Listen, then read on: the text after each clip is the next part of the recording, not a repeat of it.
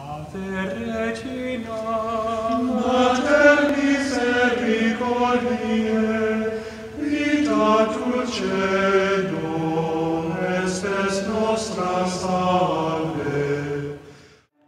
The Lord be with you. A reading from the Holy Gospel according to Matthew. A demoniac who could not speak was brought to Jesus. And when the demon was driven out, the mute man spoke. The crowds were amazed and said, "Nothing like this has ever been seen in Israel." But the Pharisees said, "He drives out demons by the prince of demons." Jesus went around all the towns and villages, teaching in their synagogues, proclaiming the gospel of the kingdom, and curing every disease and illness. At the sight of the crowds, his heart was moved with pity for them, because they were troubled and abandoned, like sheep without a shepherd. Then he said to his disciples, "The harvest is abundant, but the laborers are few. So ask the harvest master to send out laborers for his harvest." The Gospel of the Lord.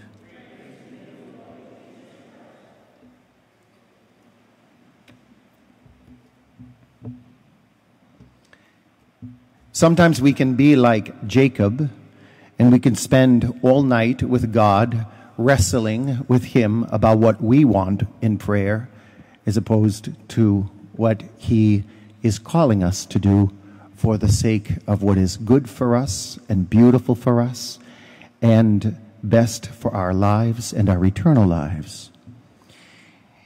And here Jesus, it's funny, he's not telling the disciples at this point to go out all over the world and preach. He says, pray for more laborers.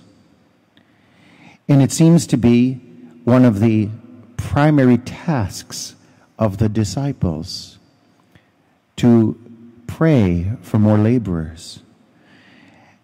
And so I was just thinking about this morning and wondering how often I myself even just pray for vocations.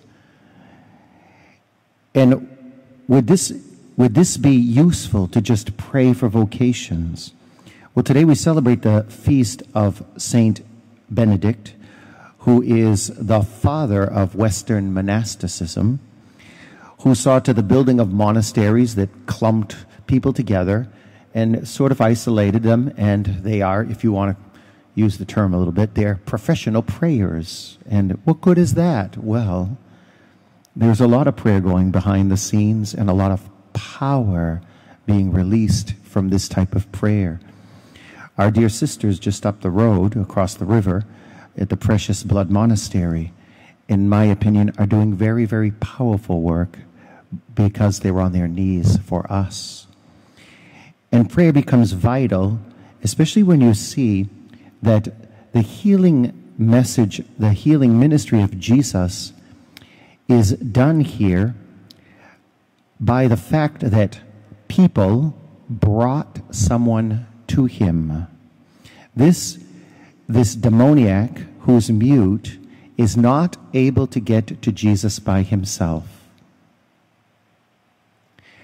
Jesus chooses to empower the community to assist him and bring him. And this is what we do with our prayers. And what's interesting is, because of this, the mouth of this man is open. And because of this intercession of these people who brought him to Jesus, his mouth gets open, and now he can share his story. And he can proclaim the gospel, can't he?